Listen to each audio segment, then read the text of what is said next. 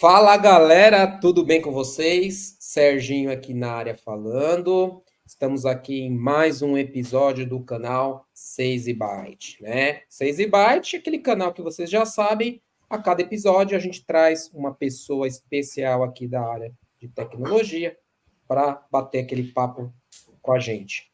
Beleza? Antes de mais nada, não esqueçam de se inscrever no canal, ativar o sino, né? Então, a cada episódio, um bate-papo bem legal aqui com pessoas diferentes.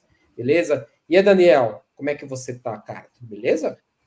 E aí, galera, tudo certo? Vamos lá, mais um episódio, né? Canal 6 e Byte. Tudo certinho por aqui. Hoje, receber mais um parceiro, mais um amigo aí para gente resenhar sobre tecnologia e sobre a carreira aí desse nosso convidado. Eu vou falar que o cara é europeu agora, né, meu? A gente vai falar sobre isso, né? Então, a gente pode falar assim, temos um amigo europeu agora, né? E ele tem a nacionalidade ali também, né? Mas a gente vai falar sobre isso, fiquem tranquilos. Antes de mais nada, também queria falar que a gente tem nosso grupo no WhatsApp e Telegram de vagas relacionadas à tecnologia. Aquele grupo, vocês já sabem, quase 500 pessoas, já está passando de 500 pessoas já quase lá no grupo, onde a gente é um ambiente colaborativo, onde a gente vai lá e disponibiliza vagas, diversas vagas na área de tecnologia. Tem desenvolvimento, tem negócio, tem processo, que é a praia aqui do nosso convidado, tem de tudo lá, beleza? Área de agilidade também. Então, ambiente colaborativo, quem está procurando sempre está lá, quem está recrutando também, quem está querendo só acompanhar ali o que está acontecendo ali, quais são as oportunidades que tem na área de tecnologia, também, tá bom? No final no final aqui no texto aqui da gravação, a gente disponibiliza ali os links para acessar tanto no WhatsApp quanto no Telegram, beleza? Sem mais delongas, a gente vai falar aqui com o nosso convidado, né? Ele é formado, depois eu vou perguntar a idade dele, vou deixar ele falar também, mas ele é formado em processamento de dados pela Anhanguera Educacional. O cara tem MBA em gerência de processos de negócios pela FIAP. E, cara, eu vou falar aqui algumas, porque ele tem várias certificações, tá? Alguma delas, o PSMI, que é o Profissional Scrum Master, Green Belt, CPREFL, COBIT, AITIL e várias outras. Depois ele fala um pouquinho o que quer dizer cada certificação, como que foi aí toda a jornada ali para ele conseguir essas certificações, tá bom? Trabalhou em empresas como NCR, que é a Wise Systems, Lynx, né, adquirida recentemente pela Stone, Sevencom. Atualmente o cara, né, mora em Portugal e trabalha também em Portugal, numa empresa de tecnologia, podemos dizer assim, onde ele é gerente de problemas. Beleza? E aí, Gabriel, como é que você tá? Tudo beleza? E aí, tudo beleza? E vocês? Muito legal estar aqui participando. Boa, boa. O cara tá hoje agora, ele está no clima europeu ali, no verão europeu, né? Aqui Mas é verão, né? a gente vai falar sobre isso. Cara, então para começar, se apresenta aí para a galera, fala aí como é que um pouquinho da sua trajetória, como é que você começou aí, como é que você conheceu ali essa área de tecnologia que a gente gosta tanto, gosta e odeia às vezes também tanto aí, né? Fala um pouquinho aí pra gente aí a sua trajetória. A relação de amor e ódio, né? Bom, vamos lá. Eu sou o Gabriel Pestana, eu tenho 36 anos, prestes a fazer 37, em breve. Eu trabalho na área de TI acho que 18 para 19 anos já, e trabalho com processos em geral, né? Eu penso que uns 8 anos. Entre indas e vindas ali com alguns cargos diferentes em algumas empresas, né? Mas no total deve dar uns 8 ou 9 anos de experiência como analista de processos, né? E é basicamente essa a minha experiência, né? 19 anos, mais ou menos, de experiência na área, com 8 anos trabalhando com processos. Boa. E você, antes de entrar para a área de tecnologia lá atrás, quando você começou como analista de suporte, o que você fazia, cara? Conta pra gente aí. Bom, eu tive minha primeira experiência como analista de tecnologia, né? Com 18 anos, mas entre os meus 15 e os 18 anos, eu trabalhei numa escola de música. Eu dava aula de violão para para alunos iniciantes, né? Violão e guitarra, tal, ali na Zona Norte de São Paulo. Então, esse foi meu primeiro trabalho. Eu fazia aula de violão, né? Eu tinha uma professora de violão e ela tinha uma escola de música e ela tinha muitos alunos iniciantes, né? Então, como eu era muito dedicado ali, evoluí rápido, sendo aluno dela, né? Por algum tempo. Então, ela não tinha horário vago para dar aula para outros alunos, e aí ela me convidou para ajudar ela a dar aulas, né? Então, eu trabalhei lá por 3 anos e meio, quase 4 anos, até eu conseguir minha primeira experiência como analista de suporte, e eu também fazia implantações de sistemas, né? Isso, aí depois, então, você dava aula, então você sempre, tipo, então, assim, para você dar aula de violão e guitarra entre os 15 e 18 anos, cara, assim, você aprendeu a tocar como, cara? Sozinho? Alguém, ao incentivo de alguém? Você fazia curso? Como é que foi? Antes, né? Falar um pouquinho antes. Para você aprender a tocar e dar aula.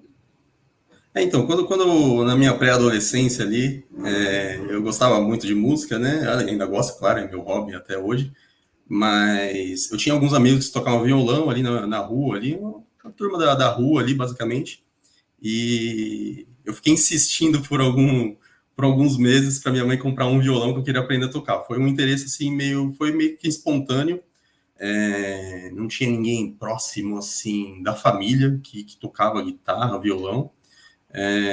Mas eu tinha vontade por gostar muito de rock, tal, aquela coisa de adolescente.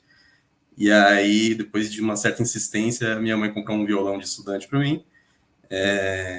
Só que aí eu fiquei com o violão ali meio que sem saber o que fazer com ele, né? Porque naquela época eu ainda não tinha internet. Assim, tinha até um site ou outro ali de cifras, coisas para tocar violão, mas ainda era muito precário, né? Então, não tinha, por exemplo, tutorial YouTube, né? À vontade. Então, assim, era um pouco mais difícil ser autodidata, né? Eu comprava muitas revistinhas nas bancas de jornais, tal, com as letras das músicas ali, com as notas, tal. Só que para me virar sozinho, assim, eu achava um pouco difícil. Um amigo ou outro me ensinava uma coisa ou outra ali, mas ficava naquele chove não molha. Até que o meu pai e minha mãe falaram, não, já que a gente deu o violão, vamos tentar, né, conseguir uma aula ali para ele desenvolver, né? E aí foi que eu comecei a fazer aula na escola de músicas, que depois eu vinha a ajudar também e ter meu primeiro emprego, né? Eu fiz aula de violão por basicamente 1 ano. Eu fiz aula nessa escola. E, assim, a minha sorte é que a professora, ela precisava de alguém para ajudar ela com os alunos muito iniciantes. Então, assim, eu ainda estava engatinhando, assim, em alguns aspectos, assim, musicais, assim, né? Eu já executava bem as músicas e tal, mas, assim, ainda não tinha uma fluência ali. Mas como os alunos, muitos alunos que eu tive no começo eram crianças, eram alunos, assim, muito, muito iniciantes, então eu acabei conseguindo me virar bem.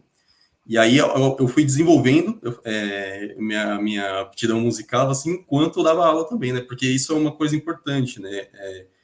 Nós aprendemos muito ensinando. Então, eu acabei potencializando o meu aprendizado na música dando aula. Então, muita coisa que eu não tinha ali, que não estava muito na veia ali, que eu ainda não tinha domínio, por estar no dia a dia ali com esses alunos e tendo que explicar, mostrar, dar exemplos. Então, acabou que eu comecei a assimilar mais rápido meus conhecimentos por conta das aulas que eu dava, né? E aí eu fui evoluindo junto com meus alunos, digamos assim. Boa. E como é que foi essa transição, cara? Aí você estava muito bem lá na escola de música, dando aula, aprendendo, né? Ensinando e aprendendo ao mesmo tempo, né? E aí, como é que foi essa mudança aí? Que aí você foi trabalhar ali na primeira empresa na Loop, né? Isso, né? Como analista de suporte de sistemas, né? Como é que foi essa mudança para você, cara? Tipo, como é que surgiu essa oportunidade para você? Então, primeiro, eu já tinha interesse de sair da escola de música, né? Porque, assim, eu gostava de dar aula, eu tinha a minha rotina ali, era legal, assim, eu gostava de trabalhar lá. Mas, assim, é aquela coisa, é difícil ter um futuro, uma carreira musical, né? Então, eu já tinha meio que essa questão, assim, dentro de mim, que, tipo, é legal, mas eu não vou ter uma carreira muito promissora. É muito difícil a vida de músico, né, no Brasil, e não só no Brasil, no mundo. Eu gostava de dar aula, eu cheguei a pensar em fazer faculdade de música para dar aula mesmo, ser professor profissional mesmo, né? Mas, eu não sei, eu tinha um pé atrás, assim, em relação ao modo de vida, assim, salário, e é uma vida muito difícil, né? Tocar na noite, ser complexo. Então, eu já comecei a pensar, assim, para onde eu poderia ir. Então, na época, eu ainda não, quando eu estava nessa fase aí, querendo sair da escola de música, eu não sabia muito bem o que eu gostaria de fazer, eu não tinha muita ideia, assim, né? E a única coisa que eu sabia é que eu queria fazer cursos de computação, na época, né, como a gente chamava, que se não fosse para trabalhar com tecnologia, que eu já tinha algum interesse, mas pelo menos dominar algumas ferramentas, né, mesmo coisas básicas, mesmo Office, conseguir trabalhar no escritório, conseguir fazer apresentações. Então, era mais um curso profissionalizante que eu tinha em mente que eu precisava dominar. E aí eu comecei a fazer alguns cursos, né? Comecei a fazer curso de Office nessas escolas que tinham na época, né? SOS Computadores, Microlinks, eu não me lembro agora exatamente qual era. E aí eu falei, bom, eu vou fazer um curso de manutenção de computadores também, né? Além do Office e tudo mais. E aí eu comecei a fazer um curso, mas eram coisas bem simples, né? De, tipo, desmontar e montar um computador, tal, o que é uma placa de vídeo, aquelas coisas bem básicas, né? Lembrando que nessa época eu devia ter 17 anos, ou seja, há 20 anos atrás. Então, né, era um momento, era um momento daquela época, né, que era muito dessa questão de inclusão digital, ainda uma internet muito no começo e tudo mais. Então, eu fiz esses cursos. Enquanto estava fazendo o curso, eu tinha um vizinho, que ele já era profissional da área de TI, ele já tinha, assim, sei lá, uns 7, 8 anos de experiência, era um vizinho mais velho que eu, na idade dos meus irmãos, assim, mais velhos. E a minha mãe estava na casa dessa vizinha, né? Foi resolver alguma coisa lá, e aí essa minha vizinha falou para minha mãe: você conhece alguém que para indicar para trabalhar na empresa, né? Do meu filho, né? Na empresa que o meu filho trabalha, tal. Ele trabalha com computadores, tal, né? Não sabia explicar muito bem, né? Essa questão. Aí minha mãe falou: olha, meu filho está fazendo um curso de computação, né? Talvez, não sei, você pode ver com ele se ele tem interesse. E aí foi meio que uma indicação, assim, de um vizinho. Então, no outro dia eu fui falar com esse meu vizinho, né, para perguntar para ele o que era essa vaga de emprego, que eu não tinha entendido muito bem, minha mãe não soube me explicar muito. Aí ele explicou para mim, ele falou: não, a gente precisa lá na empresa de alguém que inexperiente mesmo, para ser um trainee, e não precisa ter grandes conhecimentos, porque todo o treinamento da empresa é dado lá. Então, era um sistema de gestão de pontos de venda, né? De caixa de restaurantes. Então, a Lupin era uma empresa que tinha um sistema de controle de pontos de vendas, né? Então, a maioria dos clientes deles eram restaurantes. E eles tinham um sistema próprio, né? Obviamente. E aí, eles precisavam de alguém, de fato, inexperiente, porque, assim, eles não precisavam de alguém experiente, porque eles iriam dar todo o treinamento do sistema para essa pessoa. E aí, acabou que calhou, né, a minha situação. Eu não tinha nenhuma experiência, eu tinha pouco sabia de manutenção de computadores, mas eu tinha vontade para aprender e meio que eu não precisava ter grande conhecimento. E aí foi que eu fiz a entrevista, eu fui indicado para fazer entrevista nessa empresa e passei na entrevista. E aí o meu primeiro cargo foi, na verdade, era um misto, né? Eu era analista de suporte e implantação também. Então, quando eu não estava em campo dando treinamento dos sistemas para os funcionários dos restaurantes, eu ficava na base atendendo o telefone e ajudando a resolver problema, ou tirando dúvida, eventuais dúvidas, tal. Então, foi assim que surgiu essa primeira experiência, foi por uma indicação de uma vizinha, e aí juntou ali, deu tudo certo e acabei iniciando nessa função. Olha aí, você falou uma coisa, né, que, cara, é engraçado isso. Mas o que te ajudou foi aquele curso que você fez, né? Porque se Sim, não tivesse feito aquele curso, cara, talvez não, sua mãe não teria falado para a pois é. pessoa que você estava fazendo o curso, você não estaria, você não tinha entrado, né? E Sim, você sim, falou, sim. né? Antigamente, cara, é engraçado isso, e isso é um papo que a gente pode ter também numas próximas conversas, né, Daniel? Tipo, microlinks, SOS computadores. Cara, por que essas empresas hoje elas não se modernizaram, né? Porque, cara, quem fazia curso na Microlinks, SOS computadores, era caro. Eu cheguei a fazer um curso na Microlinks É, também, cara. de Windows na época, se não me engano. Microlinks, não, minto, na SOS. Cara, e, meu, era caro demais, cara. E assim, e é engraçado, porque eram escolas de referência na época, Microlinks e SOS. É. Hoje em Tinha dia, muita cara, unidade, né? Tinha uma rede muito. gigante. E aí, agora com essa, né, puta, internet você faz tudo hoje, né? Até os cursos que também, as empresas também têm, centros de treinamento mudaram, né? Mas essas empresas elas não conseguiram, né, se modernizar e continuar no mercado, né? Isso é uma pauta que dá para a gente trazer aqui também para o canal, né? Acho que a gente que é 30 a mais aí, né? A gente pegou essa época justamente porque existia uma. A internet ainda não era disponível para todos. A É. internet em si, o conteúdo que ela tinha, né, ainda não era um conteúdo, né, propício para curso. Então, essas empresas, né, começaram a capacitar pessoas e aí essas pessoas se tornaram instrutores, né? E aí começou a Sim. ter essas escolas, né? Microlins e SOS Computadores aí são dois exemplos, porque elas Tinha perduraram vários. aí, acredito eu que até meados de 2000, aí, né? Até 2000 acho que próximo de 2010, aí elas ainda perduraram ainda como empresas formadoras, né? De técnicos e tudo mais. Só que aí depois veio a internet, veio cursos, outras empresas com cursos mais focados, né? Porque antigamente era isso que o Gabriel comentou, era Windows, pacote Office. Cara, eu lembro que eu fiz curso de internet. O curso de internet basicamente era você entrar na internet, né? Porque a escola tinha uma máquina lá. Eu lembro que era um computador com internet de escada. Eu fazia o curso à noite e aí você acessava lá, acessava no UOL lá para ver como é que era. E era assim, Engraçado. né? Curso de montagem e manutenção também, você não tinha conteúdo, né? Tem um livro famoso do Gabriel Torres aí, que é o curso de hardware, que muita gente usa até hoje, que é uma bíblia mesmo. Tem muitos Eu técnicos que lembro usam até disso. hoje. Então, cara, a gente buscava isso, mas buscava dentro da escola o conhecimento, né? Depois, com a internet, com a facilidade de você acessar a internet, essas escolas deixaram de existir.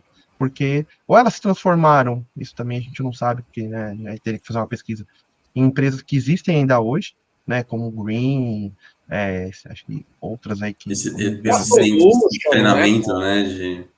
com a Solution, né? Então, hoje são essas Isso. escolas, mas são escolas mais focadas no quê? Em certificação, né? Então, você quer atuar na área de cloud, na área de segurança, na área de projetos, eles já têm os cursos focados, né? São cursos focados, você não faz um cursão lá e tem um monte de coisa e aí você decide o que você quer fazer, né? São especializações, né? Certificações Especializações, e exato, cursos de exato, especializações, né? Mas exatamente. antigamente, quando eu fiz esses cursos, eram todos Não, esses cursos genéricos. Eu me lembro de era, curso de internet, exato. coisas desse tipo. Eu fiz curso de CorelDRAW, fiz curso de front page. Acho que nem É, existe mais aquela ferramenta da Microsoft de fazer página, website, né? pode ser. Aquele momento nostalgia, né? Não, e Ah, outra, né? Engraçado, lá entre 2006 ali, 2007 até 2010, 11, cara, é engraçado que você dava suporte, a gente falava, e isso acontecia comigo também, né? E creio que o Daniel principalmente. Não tinha internet naquela época e não tinha acesso remoto, cara. Era tutorial, né? telefone É. e faz assim, meu, era lá e paciência e resiliência explicando para a pessoa passo a passo. Não era. Hoje em dia é assim, né? Ah, eu tô, por exemplo, eu precisei instalar um software aqui no note do banco. Aí eu entrei em contato lá com o time, né? Porque a gente não pode instalar. O cara já pede o IPv4 para ele acessar, meu. Não quer saber. Já quer acessar e já quer instalar, não quer nem saber, ele quer ver lá. Imagina, imagina isso nos anos 2000, entre 2000 e 2010, 11, que não tinha muito acesso remoto. Cara, era na raça. A gente dava suporte na raça, né? A galera não sabe o que é isso hoje, né? Não, é outro nível, né? É outro nível. Você explicar para uma pessoa o que é um numlock. Não, tem que apertar o numlock para conseguir digitar no teclado numérico. Tipo assim, você tinha que explicar mesmo o passo a passo mesmo no detalhe, porque senão não saía. Você não via o que a pessoa estava fazendo, então você tinha que eliminar acessar as propriedades de um atalho. Né, de um programa através de um atalho. Como é que você faz lá? Como é que você vai mais durante um suporte, né? Exato. Cara, no outro episódio que eu conversei com o Daniel, que a gente estava falando da nossa vida profissional, a gente falou da época que a gente vai falar agora da WISE, da NCR, né? Que você entrou, a gente se conheceu lá, né? E que a gente dava suporte no plantão sexta, sábado, domingo, de madrugada. Cara, não tinha essa de acesso remoto. Faz assim, vai lá no menu tal. Cara, de madrugada, né? O cara lá com o bar, com o restaurante lotado, sistema dando problema e você tem que ter paciência, pedir paciência. Acho que a gente conseguiu desenvolver uma habilidade de mapa mental, porque a gente tinha toda a visão do sistema sem estar com ele em mãos, né? Então a gente tinha habilidade, a gente conseguiu, né, desenvolver essa habilidade de mapa mental a ponto de conseguir dar suporte sem estar na frente do sistema, né? Então, isso hoje eu não sei se as pessoas que trabalham em suporte conseguem ter essa habilidade, por conta da facilidade do acesso remoto. Tudo fácil, cara. Hoje em dia. Era raro o acesso remoto antigamente, era raro. Exato. Mas a gente usava o login, né? Usava o login. Mas o login. Depois, né? Bem depois ali, né? Meados de 2007, 2006 já tinha, já. Já tinha. Sim, mas assim, eram. Quando às vezes nós fazíamos os acessos remotos nessa época, o mesmo usuário ele não sabia muito bem o que a gente estava fazendo, ele achava que a gente era um hacker, alguma coisa assim. Existia algumas reações estranhas quando a gente fazia o acesso remoto, muitas das vezes, né? Porque as pessoas não. A gente pedia para ela fazer alguma autenticação em tela ali, alguma coisa, mas ela não sabia exatamente o que a gente iria fazer. E de repente começava a mexer sozinho a tela dela, ou seja, a gente pedia permissão para fazer o acesso e ela nem sabia exatamente o que era aquilo. Então, às vezes, se assustava, ele achava que era vírus, algumas coisas engraçadas. Boa. E aí você ficou lá na Lua quase 2 anos, né, cara? E aí você foi para esses Colibri lá, NCR, né? Hoje é NCR, mas na época era NCR, sim. Foi onde a gente se conheceu aqui, nós três, né? A gente se conheceu lá. Como é que foi essa mudança também, cara? Você estava lá, surgiu, você teve uma oportunidade. Como é que foi essa mudança também? Uma empresa parecida, na verdade, era uma concorrente, né? Foi mais fácil. Concorrente, sim. Isso quer dizer, era uma concorrente. Sim. Então, o que acontece? Eu fiquei quase 2 anos na Looping, né? Só que a Looping a gente tinha uma rotina bem insana, porque, assim, tinha muitos clientes, restaurantes e alguns hotéis. E muita balada também. Então, assim, eu me lembro assim, no segundo mês, mais ou menos, de trabalho na Looping, onde eu ainda estava em treinamento, porque para mim era tudo novo, você imagina, era o primeiro trabalho, eu não sabia o que era automação comercial, eu não sabia o que era, eu não conhecia rotinas de restaurantes, eu não conhecia nem negócio, nem tecnologia ainda, eu não sabia nada de nada, né? Então, assim, eu tive que aprender muita coisa em muito pouco tempo. E aí, por exemplo, no segundo mês, assim, eu já estava de plantão. Então, eu já ficava com o celular do plantão, na época também, claro, não era smartphone, então, assim, a forma de contato mais rápido que a gente tinha entre os técnicos para a gente se ajudar era o Nextel. Então, os técnicos andavam com o celular do plantão e o Nextel. Então, assim, bom, incontáveis vezes, assim, as baladas, um caixa da balada parava, ou mesmo um servidor, coisas do tipo. E E eles ligam no telefone do plantão, 3 horas da manhã, 3h30 da manhã, ou, sei lá, 4h30 da manhã, que é quando a balada tá começando a fechar, que tá começando a ter movimento de caixa, umas coisas assim. Então, assim, foi um aprendizado, assim, enorme para mim, né? Eu já comecei a ter contato já no modo hard, né? Mas assim, qual que é o problema? O maior problema é que eu não tinha horário para nada. Eu cheguei a trabalhar, assim, um mês sem final de semana, de plantão, de ficar em plantão no final de semana sim, final de semana não. Só que aí no final de semana não, eu ficava de sobreaviso, que era o reserva do plantão. E muitas vezes aconteciam problemas no final de semana que eu precisava ser acionado mesmo no sobreaviso. Então, assim, eu não tinha horário, eu não tinha dia, eu não tinha nada. Só que, assim, isso começou a pegar para mim por quê? Porque eu queria fazer faculdade. Eu queria iniciar uma faculdade. E eu não tinha nenhuma possibilidade de me planejar para isso, entende? Então isso começou a me incomodar muito. A rotina de trabalho era pesada, mas eu aguentava. A questão era, tá, mas eu vou ficar nesse ciclo, porque eu vou continuar não estudando, eu vou continuar nessa pegada, sendo que eu quero evoluir. Então eu pensei, o plano seria, né? Eu preciso arrumar um trabalho com um horário definido, horário comercial, que seja, pode ser até um horário alternativo, mas que seja um horário fixo, para eu conseguir me programar para fazer a faculdade. E aí foi que eu comecei a mandar currículos, e aí um dos currículos foi para Colibri, né? Foi para a Isis Colibri na época. E aí eu me lembro que nessa época eu estava num período, o segmento de automação comercial estava num período muito, muito conturbado, que era a nota fiscal paulista, tinha acabado de entrar em São Paulo, né? Existiam outras notas fiscais paulistas de outros estados, que agora não vou me lembrar os nomes, já estava acontecendo esse movimento, e eu me lembro que eu estava no meio desse turbilhão, porque havia homologações, né? Já existiam homologações nesse sentido na Lupin. Então, quando eu fui fazer a entrevista, eu me lembro até o Ailton me entrevistou, né? Foi o nosso chefe, o chefe de nós três na época. Ele me entrevistou e ele perguntou: bom, estou vendo aqui que você tem esse conhecimento de automação comercial, tal, do sistema, legal, a gente precisa de alguém com esse conhecimento. O que está acontecendo lá para vocês em relação à nota fiscal paulista? E eu comecei a falar. Então ele viu que eu sabia o que eu estava dizendo, né? Porque eu sabia os problemas, a questão de impressoras térmicas, que estavam em transição também, as matriciais não podiam mais. Então, assim, tinha muita coisa acontecendo e eu sabia o que estava acontecendo. Então, foi a minha sorte, né? Porque eu acabei seguindo para a Isis Colibri como plantonista, inicialmente, e o Daniel também era plantonista lá, né? Nós éramos segmentos diferentes. Eu fui para a área de food, né? Para o plantonista dos restaurantes. E o Daniel era o plantonista lá das lojas, né? Do store. Do store. Exato.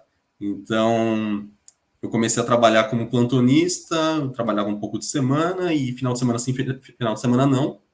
Não era o melhor dos mundos, mas em comparação à Lupin, eu estava no paraíso, né? Porque pelo menos eu tinha horário fixo. Aí eu retomei os estudos. Eu comecei a fazer faculdade nessa época, porque eu já tinha como me comprometer com os períodos noturnos, né, para a faculdade.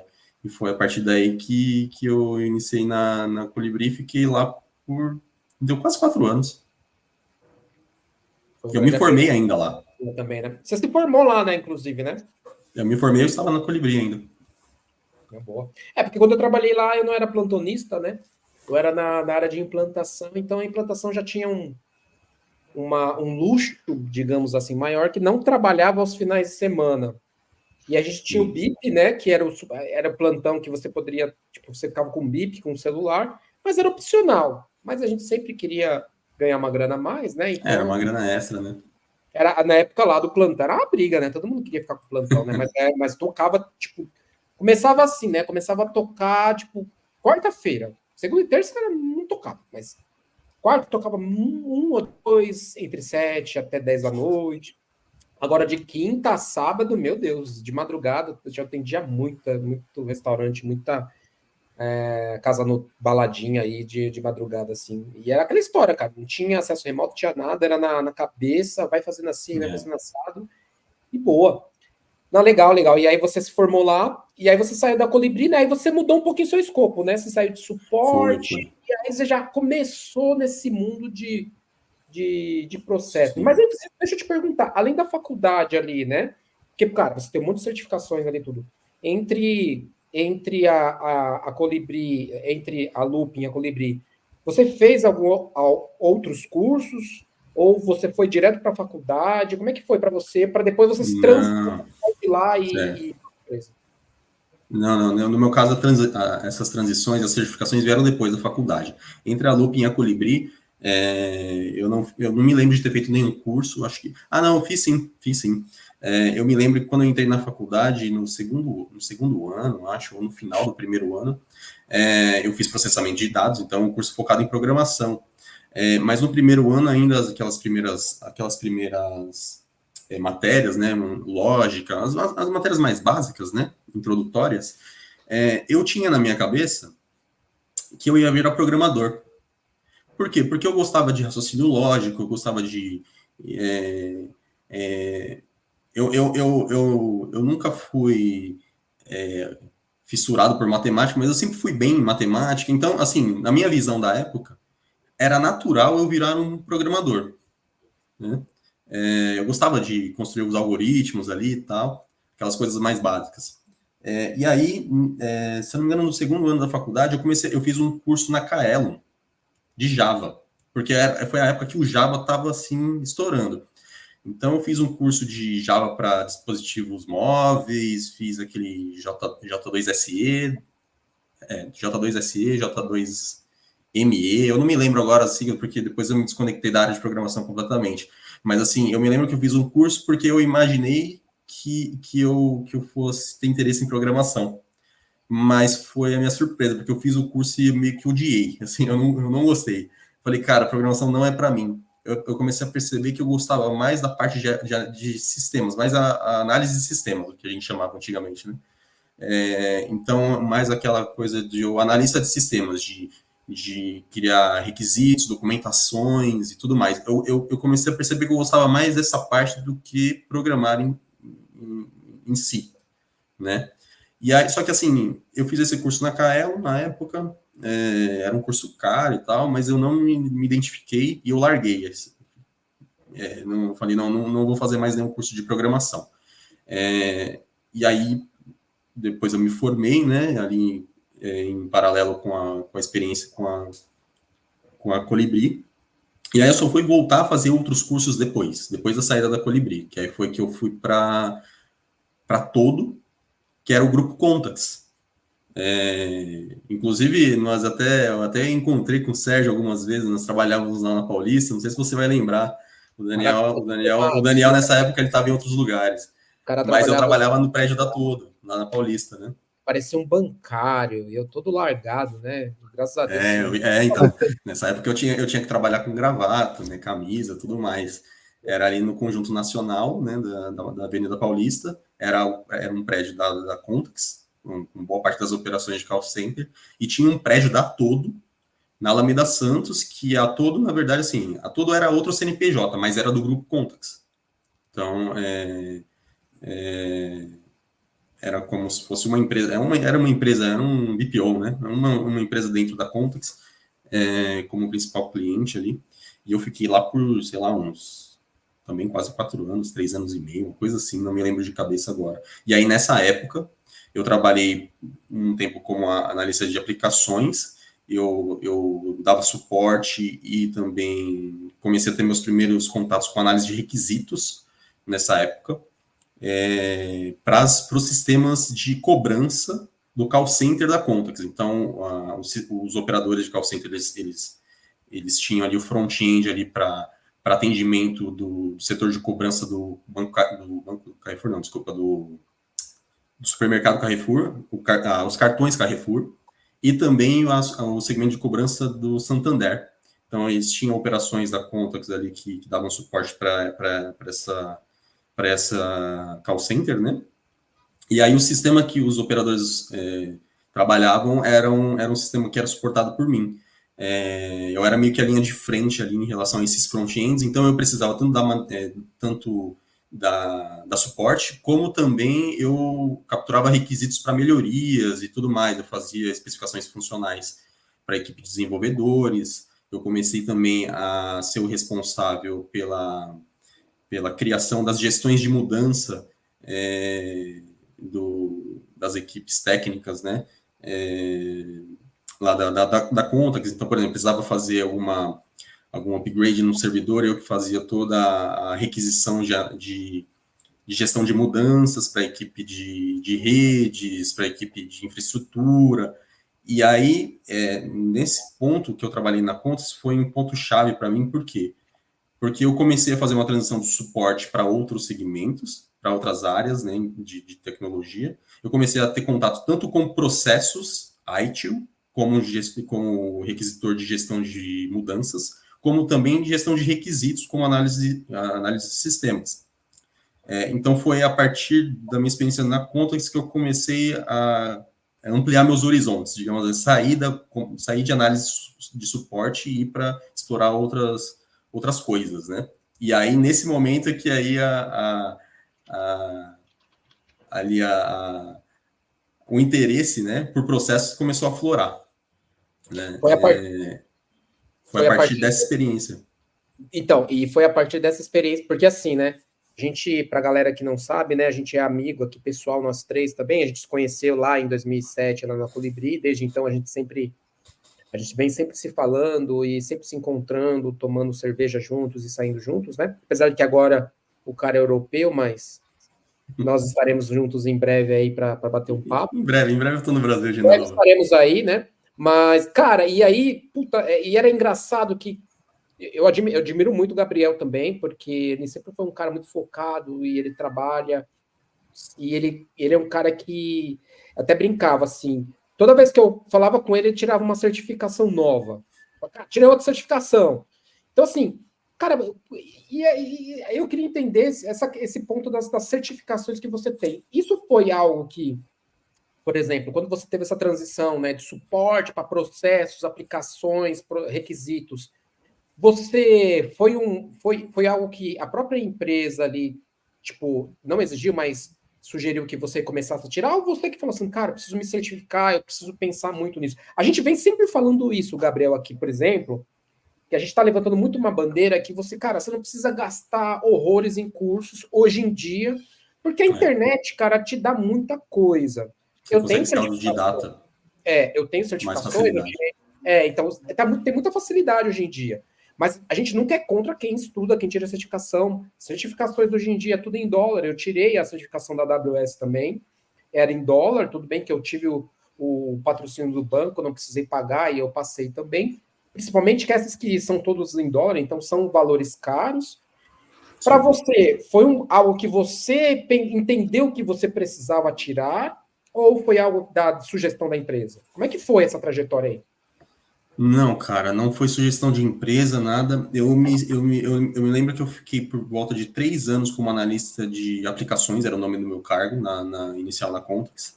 E eu percebi também que eu comecei a ficar estagnado no ponto de vista que eu não sabia, assim, eu precisava sair, eu comecei a me incomodar de ficar no mesmo lugar muito tempo. Quando eu falo no mesmo lugar, é na mesma posição, fazendo a mesma função, ok? Então eu falei, cara, primeiro eu já estava nessa época eu já tinha experiência como analista de suporte de 5 anos. Eram 2 anos na Looping, 2 anos, na verdade mais de 5 anos, né? Era quase 2 anos na Looping, o período na Isis Colibri, e já como analista de suporte na Contax, mas que eu, como analista de suporte, já fazia algumas outras coisas além de suporte. Mas eu comecei a querer trabalhar 100% com processos. Eu falei, eu não quero mais dar suporte. Eu acho que assim, a função de analista de suporte, cara, todos os profissionais de TI precisam ter essa experiência. Todos. Tipo assim, independente. Se você quer ser gerente de projetos, se você quer ser gestor de processos, qualquer coisa, comece a sua carreira como analista de suporte. Porque isso ele a função analista de suporte, ele te ajuda, primeiro, a ser mais generalista e entender melhor as coisas na ponta. Você começa a criar empatia pelo usuário. Você fala, cara, se eu fizer isso mal no meu processo, eu vou impactar a ponta que é o analista de suporte. Se eu fizer isso mal, então assim, é muito rica essa experiência. Só que assim, eu já estava há mais de 7 anos como analista de suporte, digamos assim, e eu não queria mais trabalhar como suporte. E aí eu falei, como que eu vou sair dessa? É sempre aquela coisa assim, eu tenho um problema, como eu resolvo? Como eu resolvo? E assim, era meio inviável fazer uma pós-graduação na época, ou alguma coisa nesse sentido. E até porque era caro tal, e enfim. E aí eu percebi que a certificação era a melhor maneira, custo-benefício, de eu conseguir compensar a minha inexperiência, né, como analista de processo, porque eu já queria ser analista de processo, mas eu ainda não tinha experiência. E como compensar isso? Me certificando. Então eu falei, eu vou tirar alguma certificação, por quê? Porque eu preciso começar a ser chamado para entrevistas de analista de processos. E era pré-requisito ter certificação para isso. Então foi um meio que eu encontrei mais efetivo. Então o que eu fiz na época, tá? Na época eu ainda tinha eu tinha interesse tanto como analista de processos como analista de requisitos, porque eu ainda gostava dessa parte de sistemas propriamente dito. E nessa época eu fiz, eu acho que foi na Green, eu não me lembro qual escola, agora acho que foi na Green na época. Eu fiz um curso que era gestão de projetos, na verdade era um combo com vários cursos. Gestão de projetos, preparatório para certificação White, o V3, preparatório para certificação ISO 20000 e preparação para certificação COBIT 4.1. Eram 4 cursos, eu fiz um combo com 4 cursos, que 3 deles eram preparatórios para certificação. Só que assim, eu entrei já pensando assim, eu vou começar e vou terminar. Se tem certificação para fazer, eu vou fazer o curso e certificação, não vou fazer só o curso. E aí, se eu não me engano, isso foi em 2012. Eu me lembro que em um período de acho que 4 meses eu fiz os 4 cursos e tirei as 4 certificações. Eu fiz um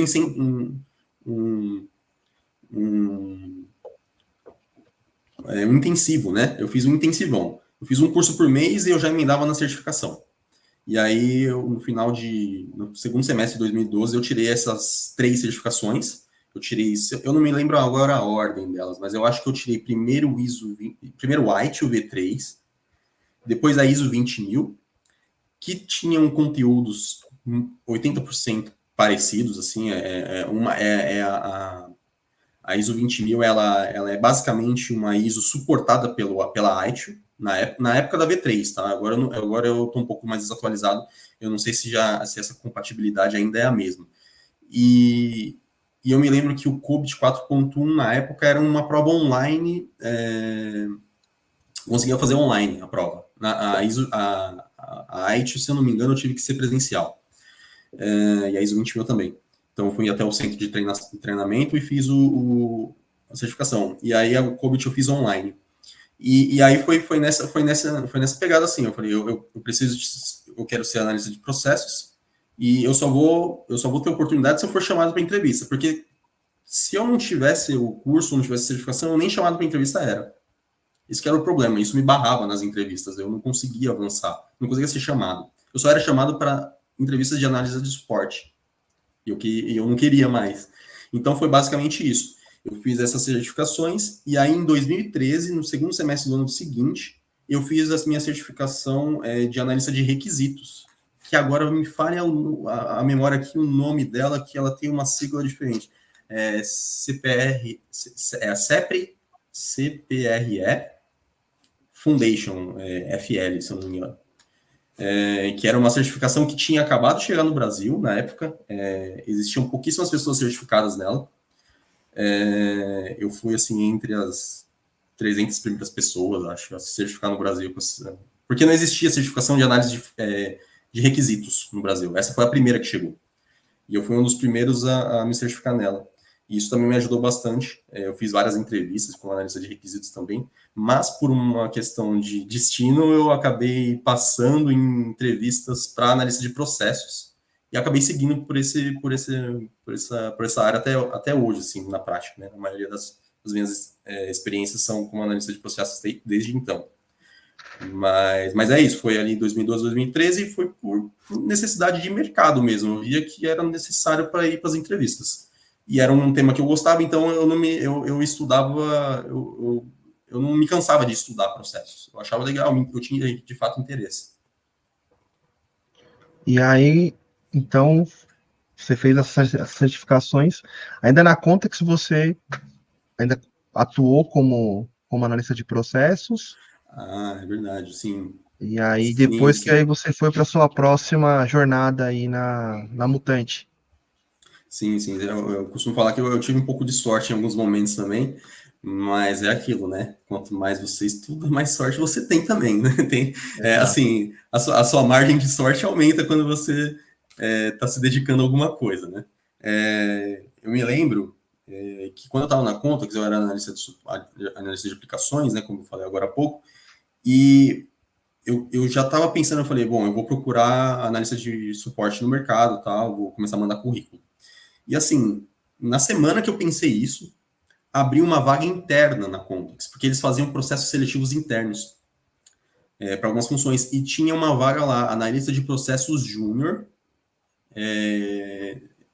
para todo, né? Para determinados funcionários. Tinha lá as classificações de quem podia se candidatar para a vaga interna, e eu preenchia todos os requisitos. E eu me candidatei, e eu passei nessa entrevista interna.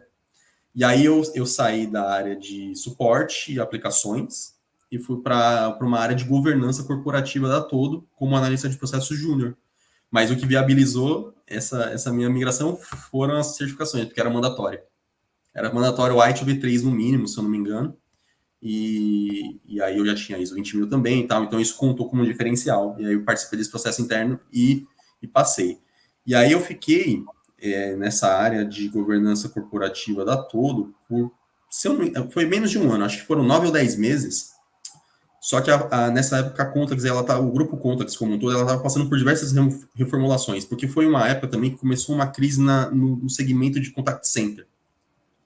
Começou a ter muito autoatendimento, URAs de atendimento, começou a aflorar esse autoatendimento. E muitas operações de call center começaram a diminuir, outras se extinguirem, enfim. Então, isso impactou muito, na época, a Contax. E por conta disso, começaram a ocorrer muitas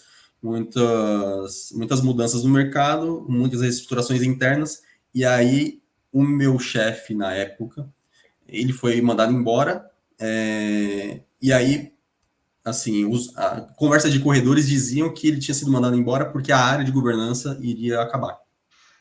Ela ia se reestruturar. E eu fiquei com medo nessa época. Eu falei, pô, agora que eu consegui sair da área de suporte, eu quero continuar como analista de suporte. E aí eu tentei fazer esse movimento, eu me antecipei esse movimento. Antes da área acabar, e depois eu descobri que a área acabou, eu saí e fui para a Mutante. Eu consegui uma oportunidade na Mutante, na época ainda se chamava Genesis Prime.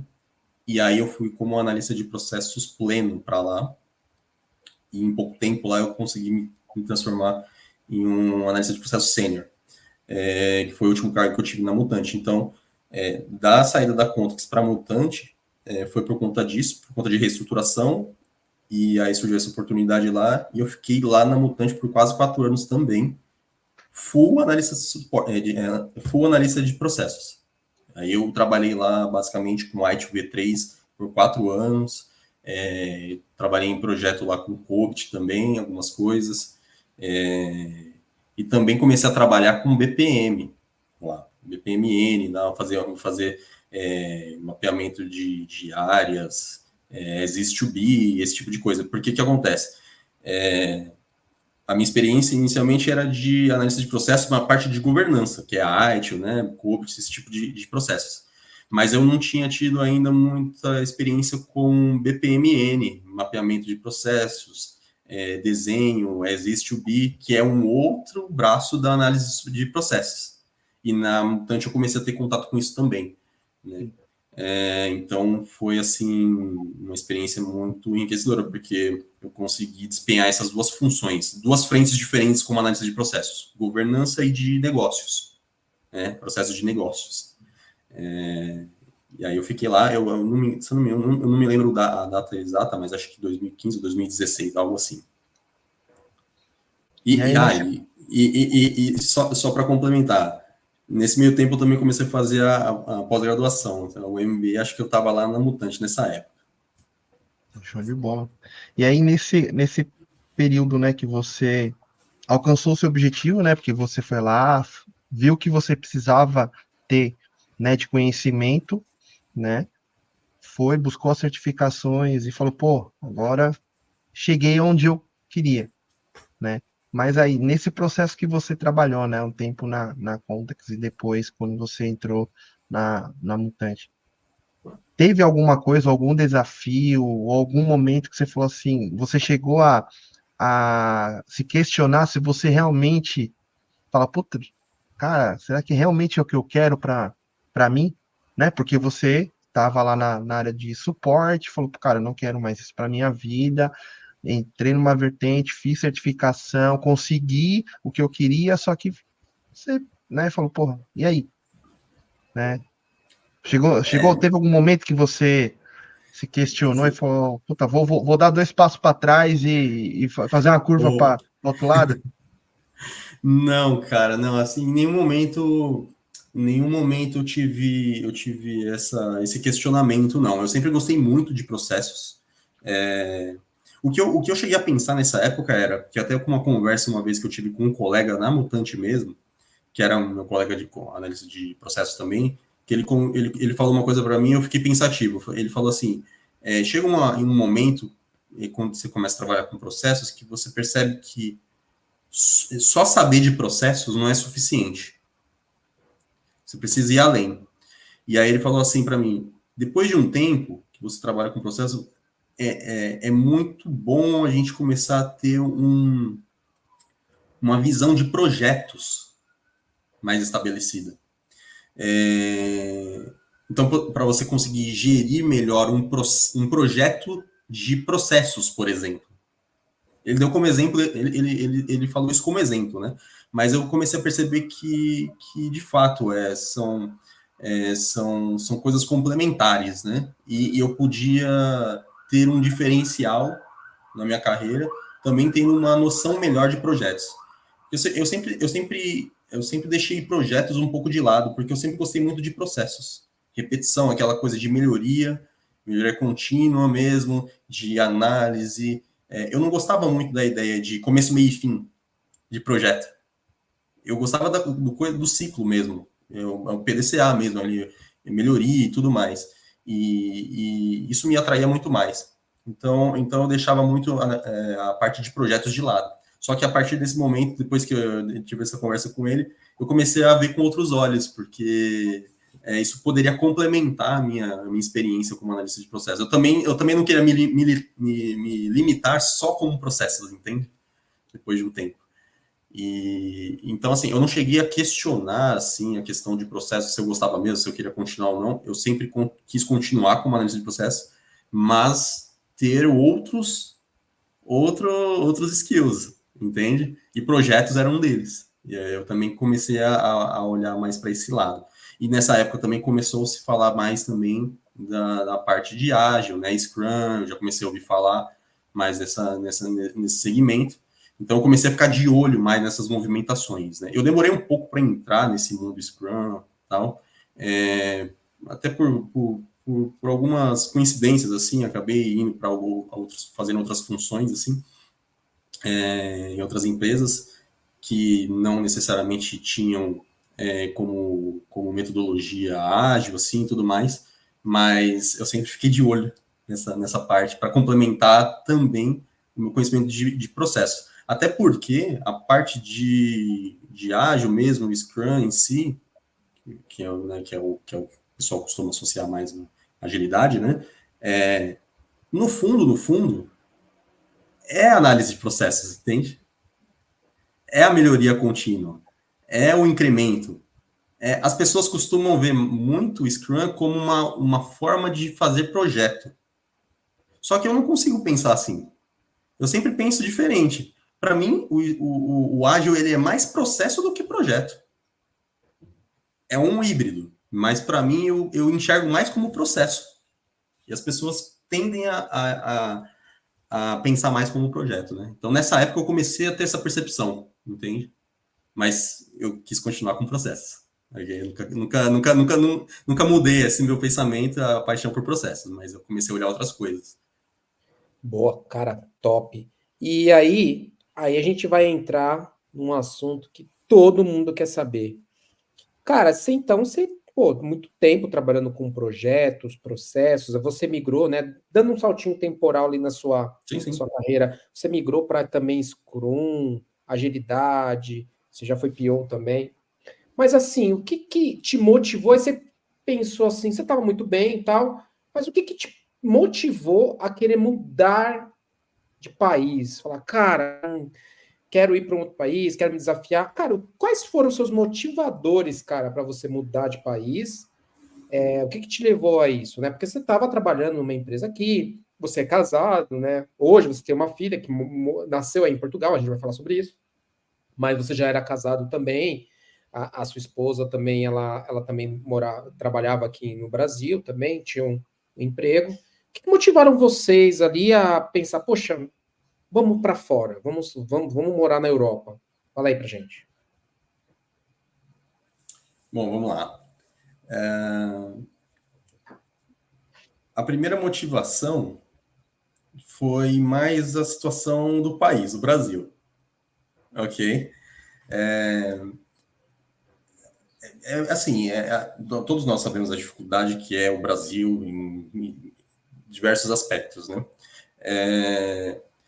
E também, assim, na verdade foi um compilado de vários motivos. Primeiro que a minha esposa ela já tinha morado na Europa, ela já tinha morado um ano na França, ela trabalhou um ano na França para aprender a falar francês, né? E assim, é difícil porque ela sempre sonhou em voltar para a Europa ou mesmo para a França, que era a primeira opção assim dela para se ela fosse morar fora do Brasil um dia de novo. Então ela sempre teve essa pulguinha atrás da orelha de querer morar fora do Brasil novamente. O outro motivo, né, foi que desde 2012 eu tenho cidadania portuguesa, né? Meu pai era português, então eu tinha já um vínculo cultural, né, com Portugal. Eu convivi ali visitando tios, né? Eu tenho tios avós assim no Brasil, portugueses. Então assim, não me era estranho, por exemplo, me adaptar com sotaque português, como muita gente tem essa dificuldade no começo, e é normal. Mas assim, para mim era sempre foi muito natural, né? Eu já tinha visitado Portugal antes, gostava do país, do clima e tudo mais. E aí eu comecei a pensar, será que, assim, tá tão difícil as coisas no Brasil, né? Será que Portugal seria um lugar para para seguir a minha carreira? Será que é legal morar lá? Será que por que não fazer um teste, né? Já que o Brasil tá tão difícil assim, será que lá tá melhor, né? Será que eu vou me adaptar se eu morasse lá? E aí eu fiz uma pequena loucura, que foi durante a pandemia, em 2021. Eu vim para Portugal, fiquei 3 meses com a minha esposa. Nós trabalhávamos os dois 100% remoto, então isso facilitou, né, essa aventura. Nós viemos para Portugal, trabalhamos 3 meses daqui. Eu não tive nenhum tipo de problema para entrar em Portugal por conta da cidadania e tudo mais, né? Nós já éramos casados também, então isso também não teve nenhum tipo de problema para mudar para cá. Ainda estava aquela história das vacinas, ainda estava acontecendo, ainda estava no começo, tanto é que a primeira vacina de Covid eu tomei aqui, nesse período, em 2021. E assim, a gente pensou assim, olha, A gente não tinha vida social no Brasil em 2021 porque ninguém podia ver ninguém. Eu não podia ver minha família. Eu não posso sair de casa. Já que eu não posso sair de casa, quer saber, é um bom período para fazer um teste de morar fora. Claro que aqui também tinha pandemia, né? Então também tinha restrições aqui em Portugal. Mas eu queria saber se era possível.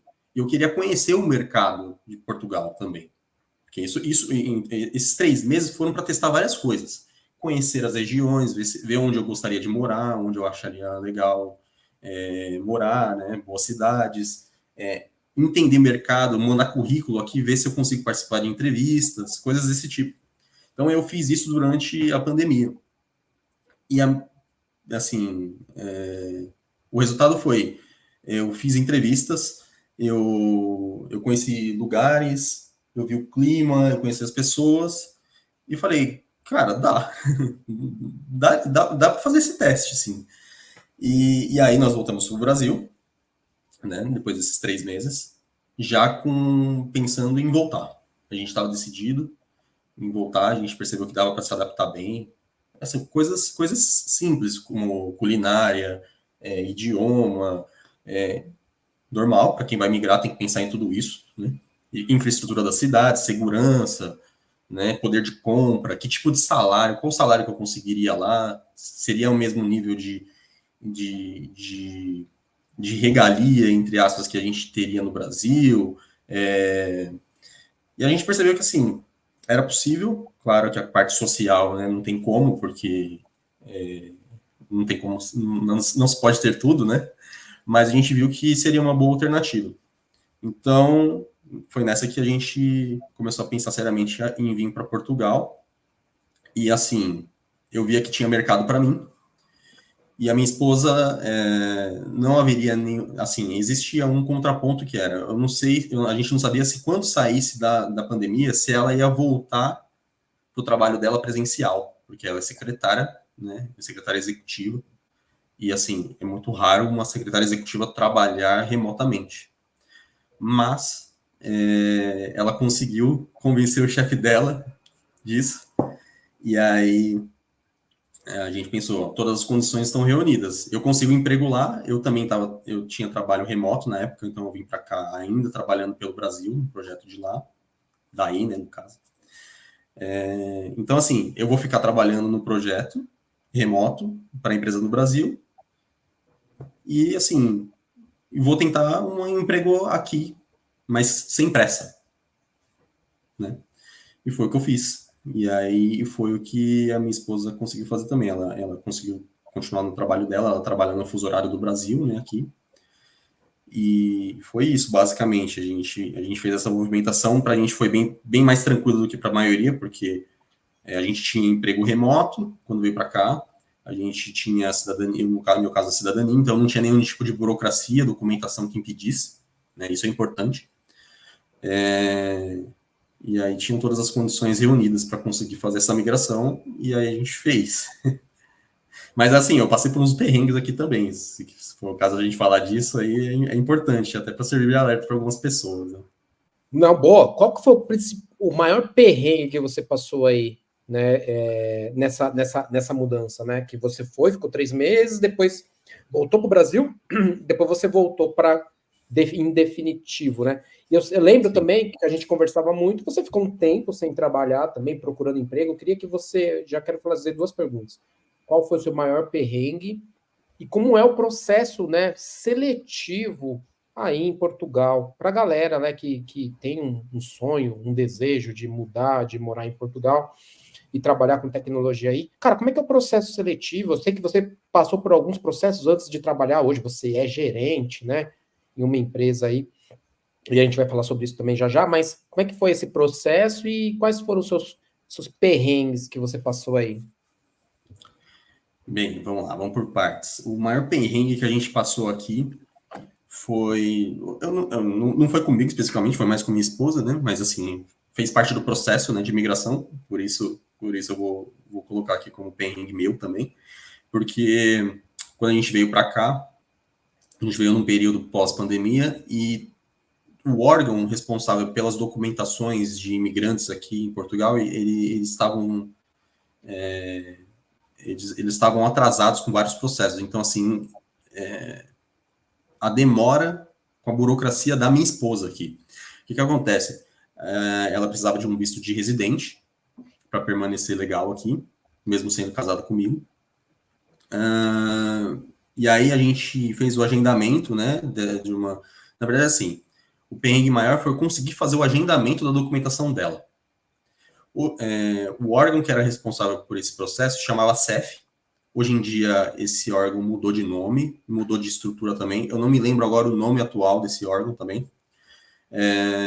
Para falar para a galera aí, para quem tem interesse em pesquisar, mas assim, é o antigo CEF, que é a Polícia Federal aqui de Fronteiras aqui.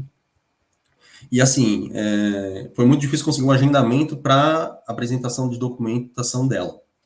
A gente chegou a fazer, eu vou contabilizar mais de 10 mil ligações para esse órgão para conseguir uma agenda.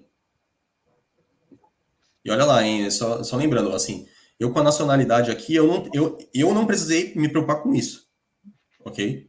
Isso foi para ela. O que eu quero dizer, assim, se eu tivesse que fazer esse processo também, eu não sei se eu conseguiria estar aqui legalmente mais, porque, assim, foi muito difícil conseguir para ela, tá? Então, a gente baixou o aplicativo aqui no celular e ficava discando automaticamente para esse órgão dia e noite, assim, 12 horas, sei lá, 8 horas por dia, horário comercial. A gente trabalhava com o celular ligado no redial, né, na ligação automática, aqui o dia inteiro tentando um contato lá. E aí, depois de muitas semanas, a gente conseguiu marcar uma agenda. Mas, assim, o que eu quero dizer, assim, ainda há muita gente querendo fazer migração para Portugal, né? Na verdade, cada vez mais, acho que deve estar até pior hoje em dia. Por mais que o órgão tenha se reestruturado, ainda tem uma dificuldade muito grande.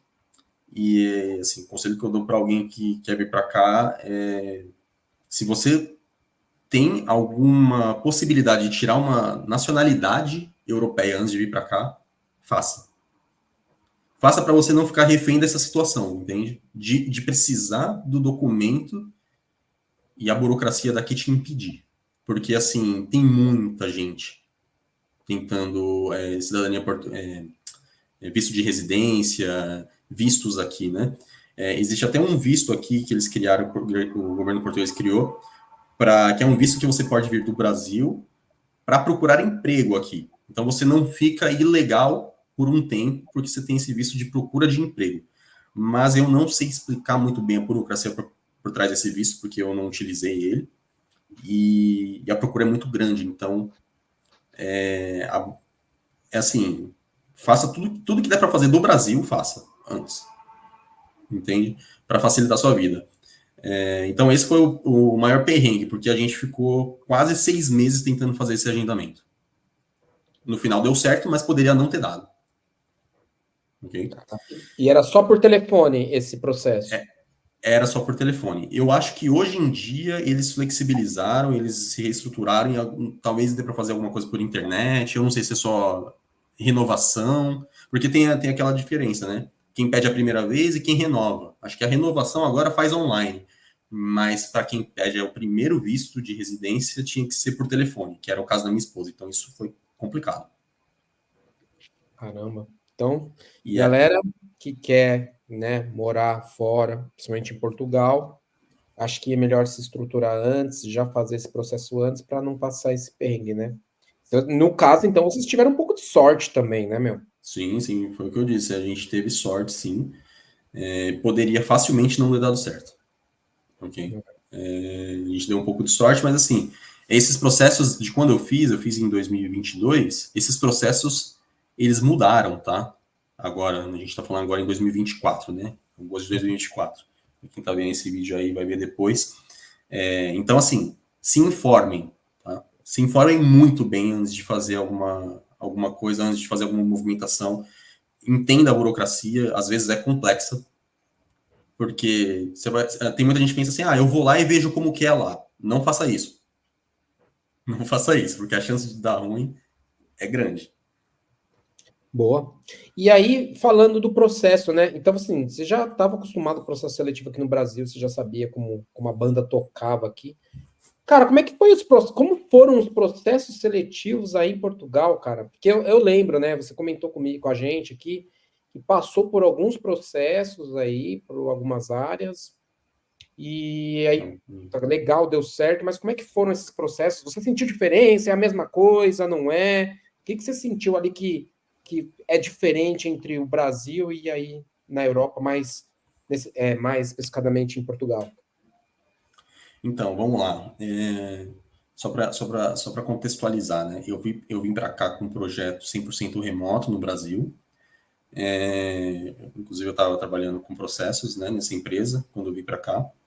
E o cliente a qual eu trabalhava, ele não renovou o contrato com a consultoria que eu estava.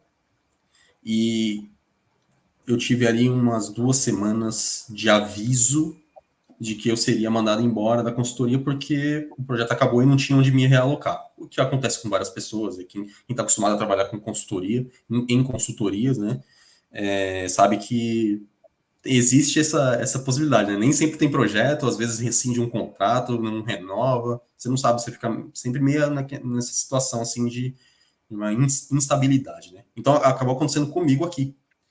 Eu não ia procurar emprego em Portugal ainda, eu ainda estava me estruturando aqui, mas em janeiro de 2023, se eu não me engano, é isso, em janeiro de 2023, eu tive a notícia que o contrato não ia ser renovado. E aí eu falei, bom, então tá, chegou a hora, né? Isso, em algum momento isso ia acontecer, eu vou ter que procurar emprego aqui. Eu já estava pesquisando o mercado, mas eu não estava de fato considerando trabalhar para a empresa aqui em Portugal. Eu queria saber média de salário, eu queria entender como que era o processo, o que o mercado pede. Eu estava nessa fase ainda. Então, em fevereiro de 2023, eu comecei a mandar currículos aqui para, de fato, tentar um emprego. Então, eu fiquei desempregado aqui em fevereiro de 2023. E eu comecei a mandar currículos e tudo mais. Eu vou resumir, tá bem? Eu fiquei 5 meses desempregado aqui em Portugal. E assim, eu não imaginei, eu nunca tinha ficado tanto tempo desempregado. Eu tinha ficado no máximo 2 meses, digamos assim, em toda a minha carreira. E eu fiquei 5 meses desempregado aqui.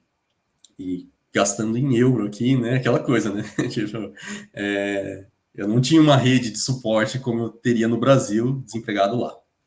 Aí, no caso, né?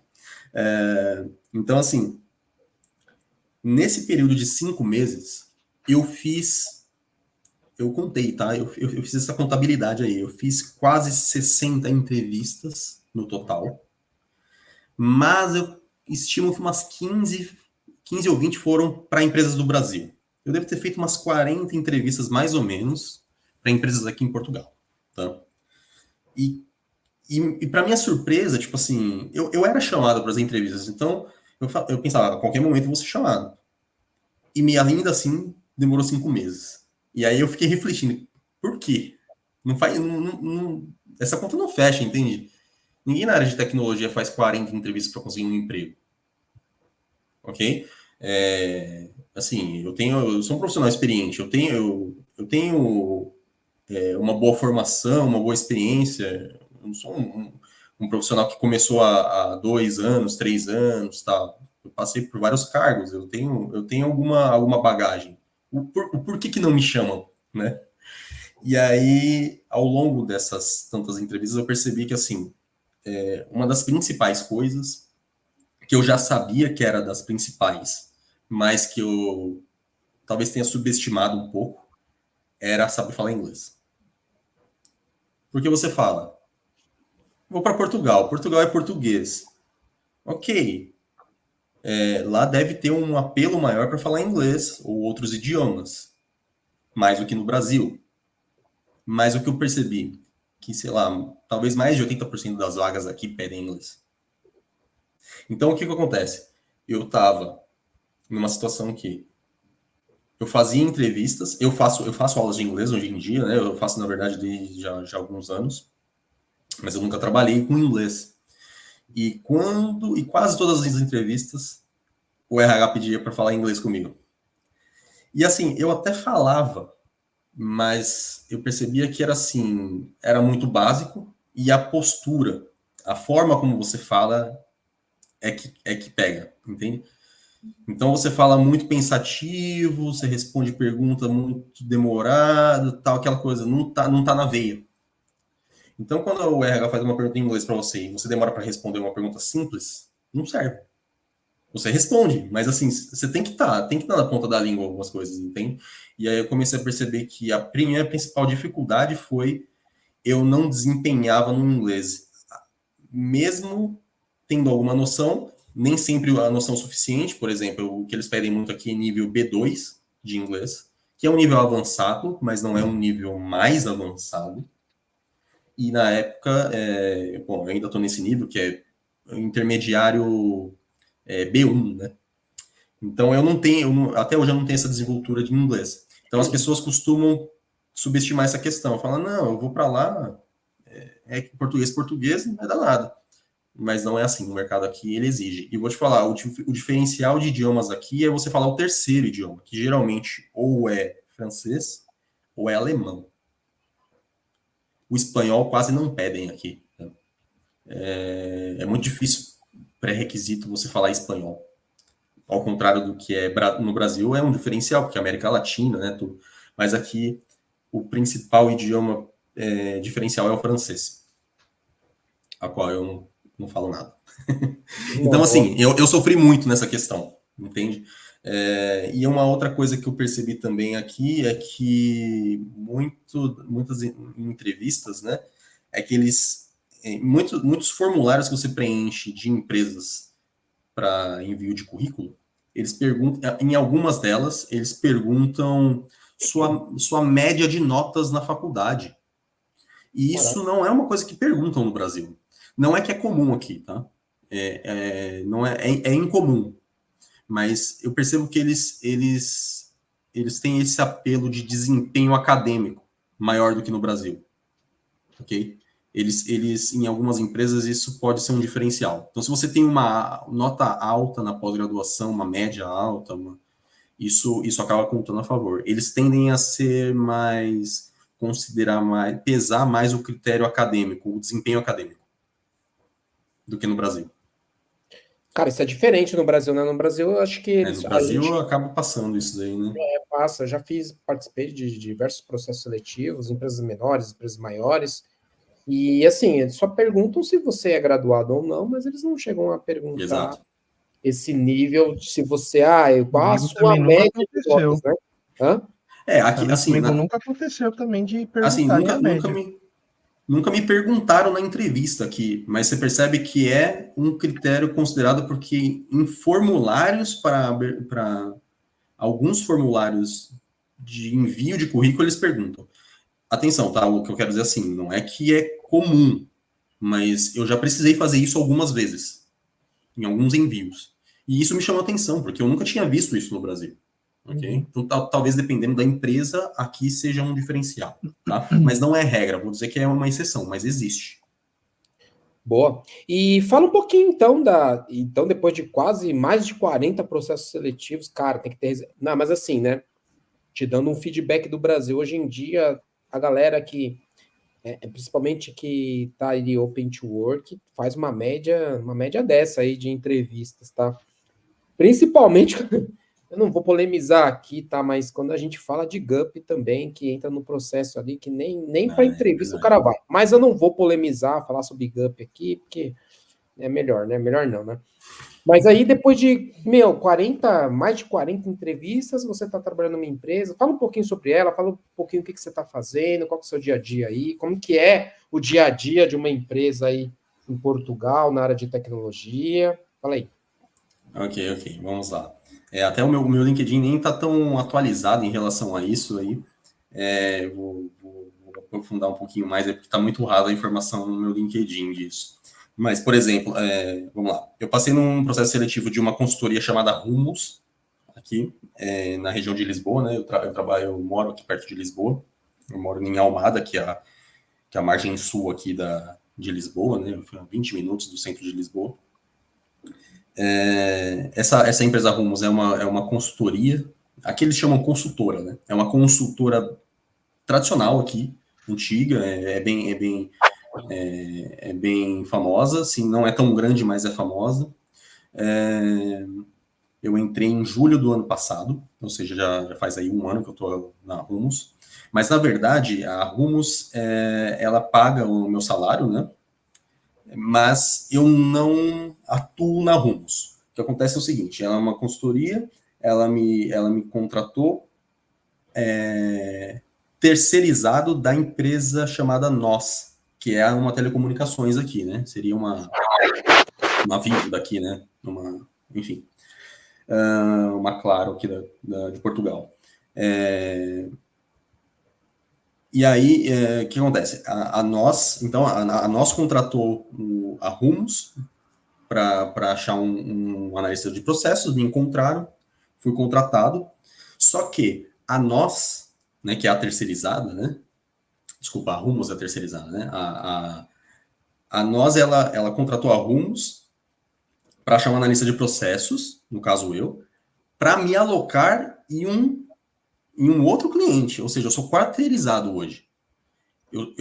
A Rumos me paga o salário, a Nós contratou a Rumos, só que a Nós me alocou num outro cliente aqui, que é o Banco Caixa Geral de Depósitos, a CGD, que seria um banco aí equivalente no Brasil à Caixa, né? A Caixa Geral aí do Brasil, né? Então tem a Caixa Geral de Depósitos, que é um banco semi-estatal, digamos assim, né? Tem participação no governo, mas é privado. E então eu trabalho na Caixa, daqui de Portugal, como gerente de problemas e gerente de mudanças, que aqui eles chamam de gerente de alterações. Ou seja, eu basicamente, meu dia a dia hoje é trabalhar com a governança de tecnologia, né? Focado em ITIL. Então, eu continuo na área de processos da parte de governança aqui, só que do banco. Ok? Eu sei que é meio confuso porque é quarteirizado, né? Então, a Rumos me contratou a pedido da Nós, mas em vez de eu ficar na Nós, eu fico no cliente da Nós, eu fico na Caixa. Então, o meu dia a dia aqui, basicamente, hoje, nós trabalhamos ali na DSI, né, a Direção do Sistema de Informação. Trabalho ao lado dos gerentes de incidente do banco. Então, existe equipes de atendimento e suporte técnico do banco, das agências em si, né, dos funcionários da Caixa. Então, um funcionário da Caixa está com um sistema do banco lá na agência do Porto, está lento. Ele liga no Service Desk lá da Caixa, abrindo um incidente. Aí vai depender dos critérios ali, se é um incidente de alto risco, se não é, né? Enfim, a escalada ali do incidente, dependendo do incidente em si, isso pode ser transformado em uma gestão de problemas posteriormente, né? Que é a identificação de causa raiz do incidente, né? Que é basicamente um processo ITIL mesmo, né? O que o ITIL pede ali como boa prática. E eu sou um dos 2 gerentes de problemas. Então, por exemplo, o site da Caixa, há uns 2 meses atrás, caiu. Isso foi gerado um incidente gravíssimo. A equipe de incidentes resolveu o problema.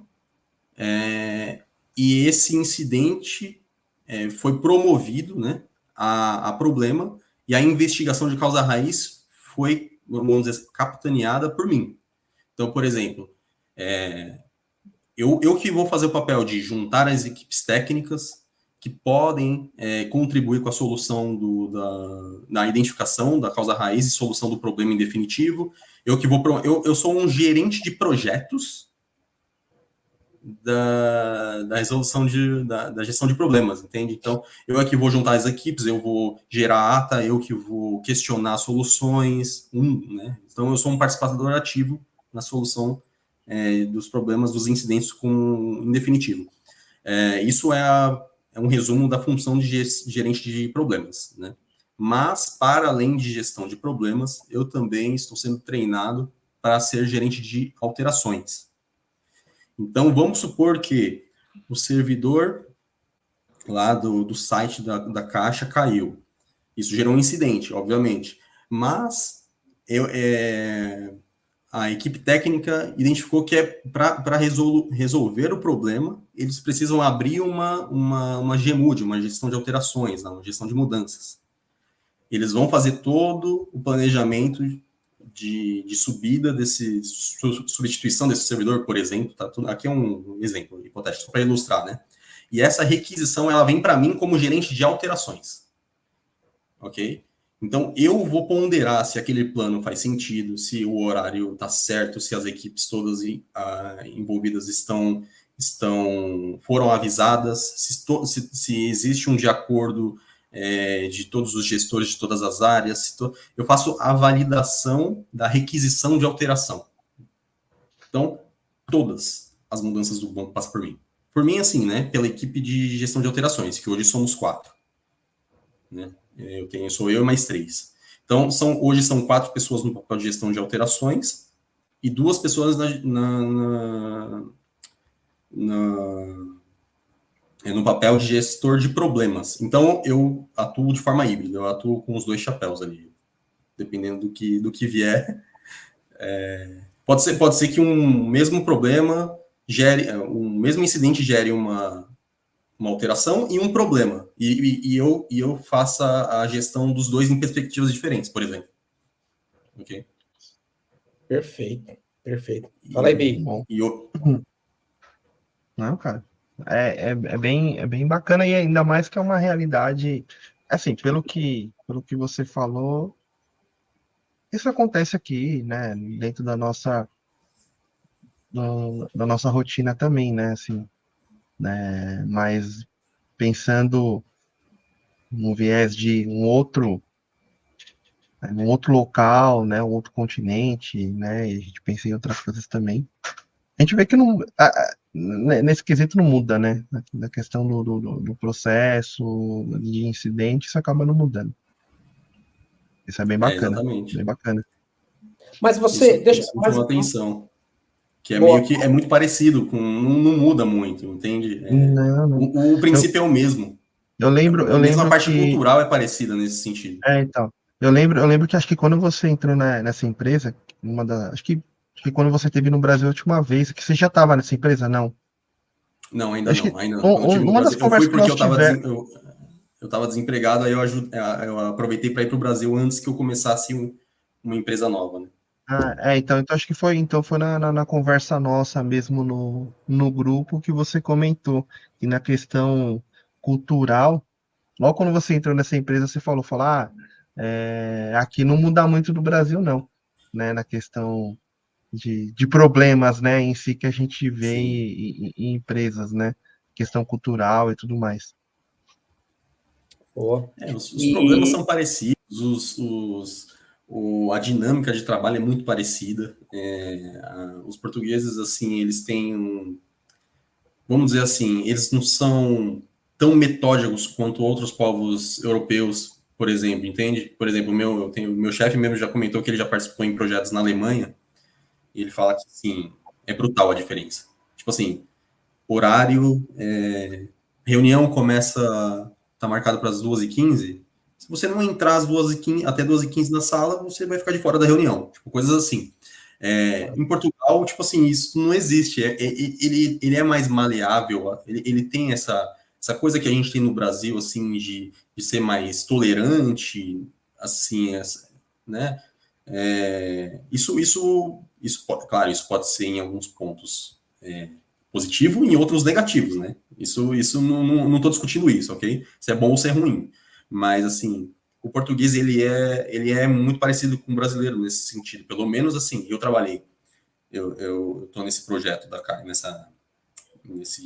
na gestão desses processos na Caixa já há uns 6 meses, porque quando eu entrei na Rumos eu não fui direto para esse cliente, eu ainda tive participações em outros projetos menores antes, em outros clientes, mas assim, tanto no meu dia a dia na Nós, né, quanto na Caixa, no banco, né, então uma empresa um banco e uma empresa de telecomunicações, né, eu diria para você que assim, se não fosse o sotaque português das pessoas, eu diria que é no Brasil. Eu diria que eu estaria trabalhando no Brasil, entende? Eu tive a oportunidade de trabalhar, né, com uma das empresas que eu trabalhei, e eu tive bastante contato com uma empresa de Portugal, né, uma empresa de sistemas, né, de soluções voltadas a laboratório, né, então a gente utilizava o sistema deles, e conheci, depois de um tempo, o dono da empresa, tudo, e o que você falou é bem verdade, né? Porque é- é- eles têm, logicamente, algumas diferenças na questão de trabalho, tudo, mas não foge muito do que a gente já está acostumado. Então, acho que até seria uma pergunta que eu faria para você, se no início você teve alguma dificuldade, né? Até a questão cultural de trabalho com essas pessoas, mas da minha parte, assim, o que eu trabalhei com eles, eu não senti dificuldade, não. No tempo que eu trabalhei com eles foi bem tranquilo.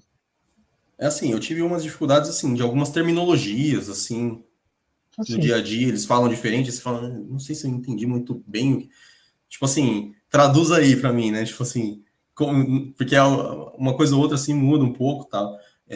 Eu não tive muito problema em sotaque, assim, porque também meu ouvido já estava mais habituado por conta do meu pai e tudo mais, mas às vezes eles falam um pouco rápido, assim, e é um pouco difícil.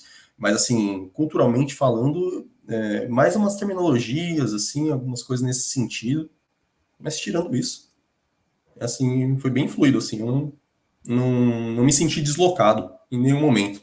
Talvez eu tenha dado sorte, porque cada um tem sua experiência, né? Mas não foi o meu caso, não. Foi bem tranquilo. Boa. bom, Cara, a gente já, pô, meu, deu aulas aqui também. É muito bom falando da sua trajetória, falando aí da sua vivência em Portugal.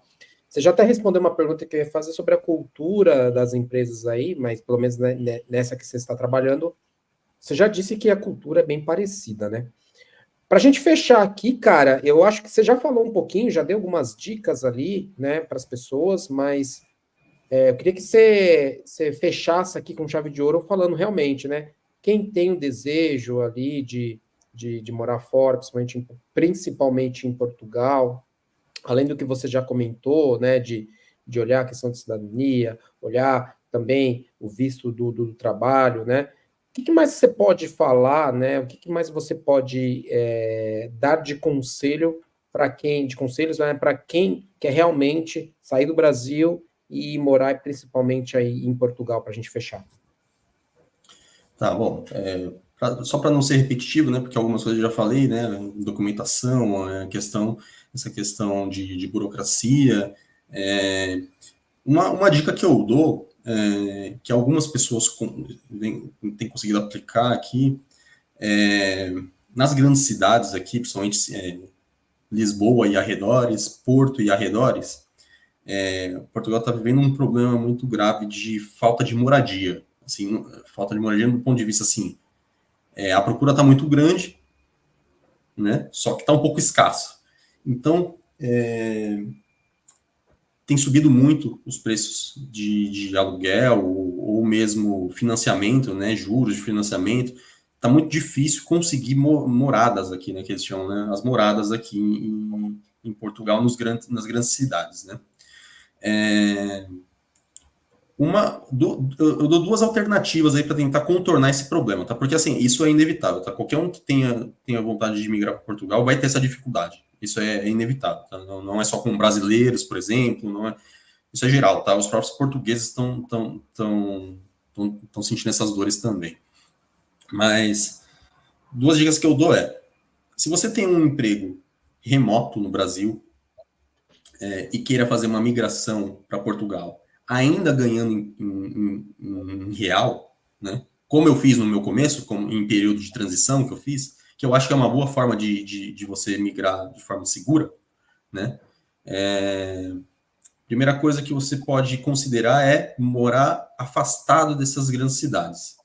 Morar em cidades médias, né? E tem várias cidades aqui médias em Portugal, mesmo cidades pequenas, ou mesmo em vilas, que eles chamam aqui, cidades bem pequenininhas, que é uma possibilidade, tá? Viver nesses lugares, porque a infraestrutura é muito boa, mesmo em cidades pequenas. Então, por exemplo, no Brasil a gente está acostumado em cidades pequenas não ter nada.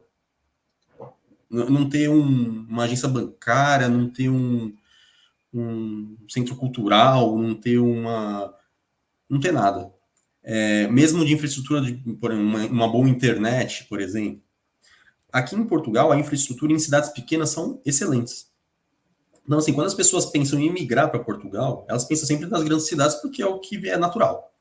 Mas tem muito lugar médio, em regiões boas, com boa infraestrutura, que você consegue trabalhar remoto assim, sem nenhum problema. Problema zero. O que você pode ter um pouco mais de dificuldade é de transportes públicos, talvez, mas se você conseguir ter um carro simples ali para te levar, trazer, tranquilo, você vai viver muito bem aqui, tá? Cidades, por exemplo, posso falar algumas, vamos por Aveiro, é uma cidade linda, é uma cidade muito bem localizada, com praia, praias boas, inclusive, praias bonitas,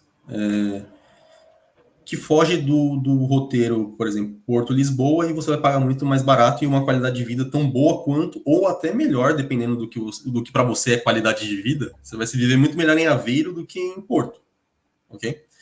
E com um custo de vida mais baixo. Isso pode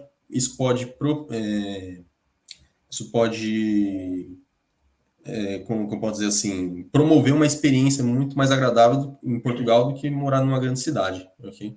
Pode propiciar você fazer essa migração sem sentir tanto câmbio, por exemplo, tendo um custo de vida mais baixo e tudo mais. Então é uma alternativa. Okay?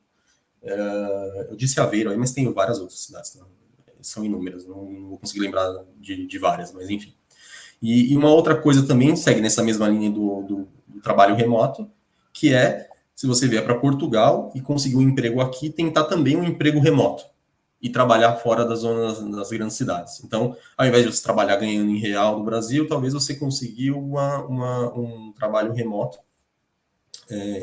português, né? Um trabalho português remoto e viver fora das cidades grandes. Okay? São duas alternativas, assim, extras, são duas dicas extras aí do que já foi falado, que é a questão de documento, questão de burocracia, de idioma, que, lembrando, tá? Assim, eu não preciso falar inglês no meu dia a dia porque eu consegui uma função que é processos de um banco português.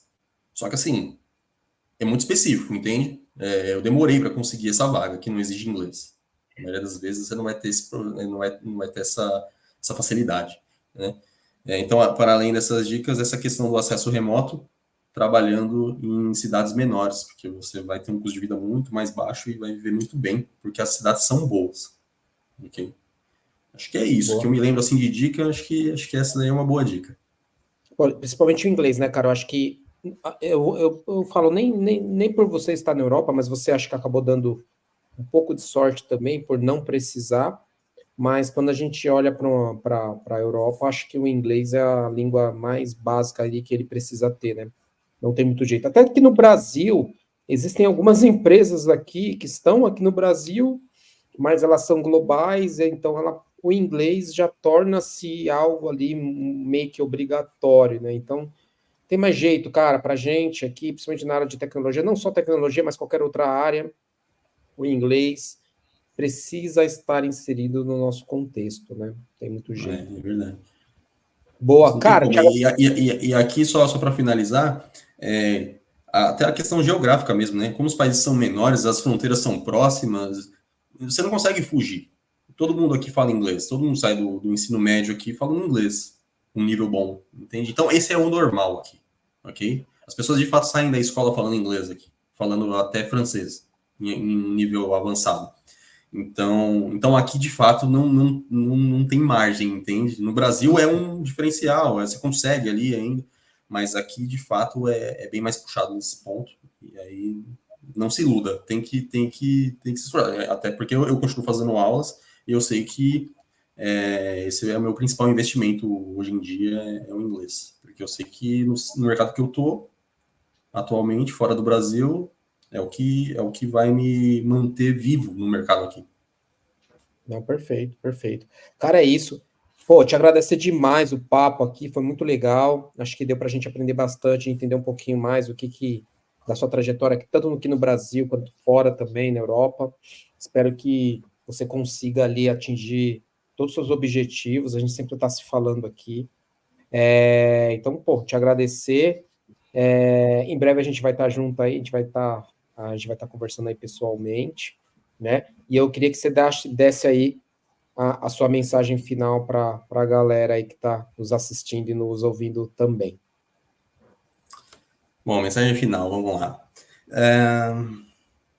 Eu acho que, assim, eu vou falar mais no sentido de analista de processos, para quem tem interesse em processos, mas acho que isso vale para tudo, todas as áreas do segmento de tecnologia.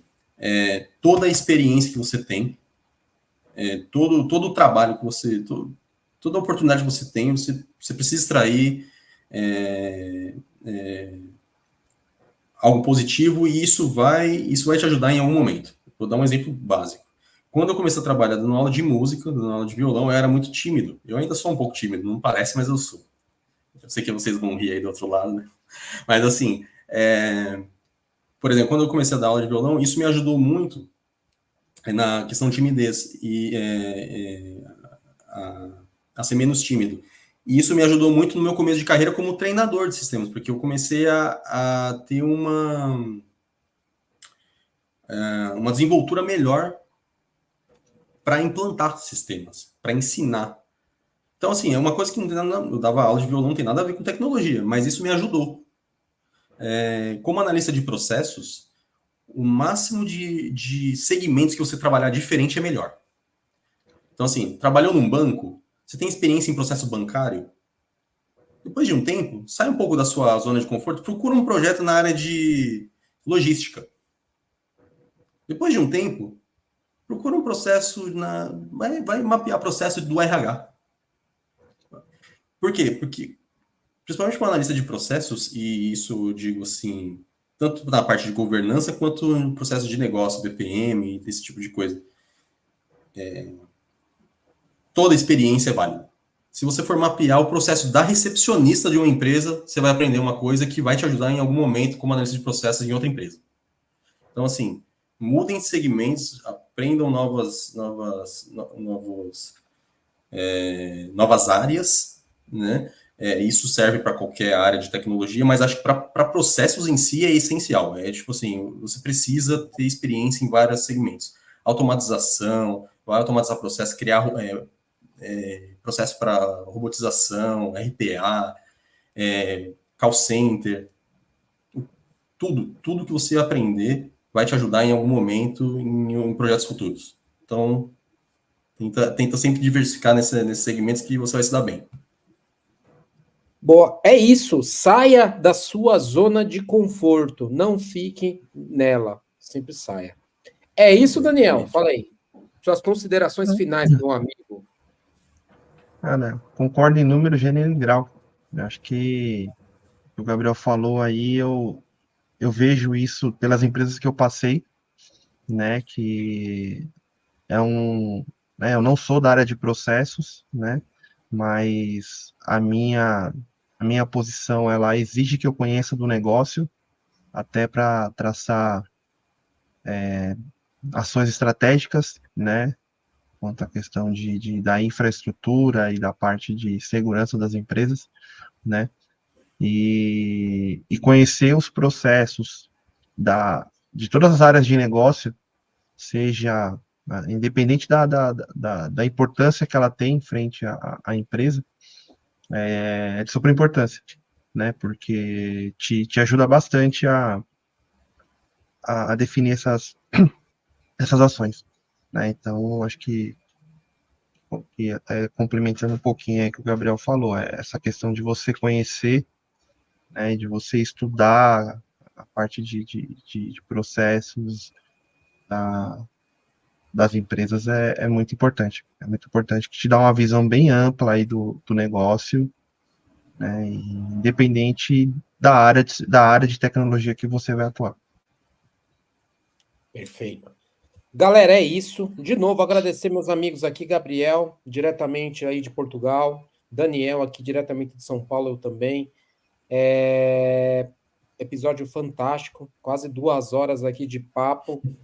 Foi muito legal mesmo. E é isso, galera. Estamos encerrando por aqui. Esperamos você nos próximos episódios ali, que o nível, vocês já perceberam, né? A cada episódio, o nível vai aumentando, a régua tá ficando mais alta. Beleza? Fiquem bem, fiquem ligados. Não esqueçam de se inscrever no canal, ativar o sininho, que a gente sempre vai estar aqui disponibilizando conteúdo bacana para vocês. Beleza? Um abraço, até a próxima. Tchau, tchau. Então, Valeu, pessoal, um pessoal. abraço.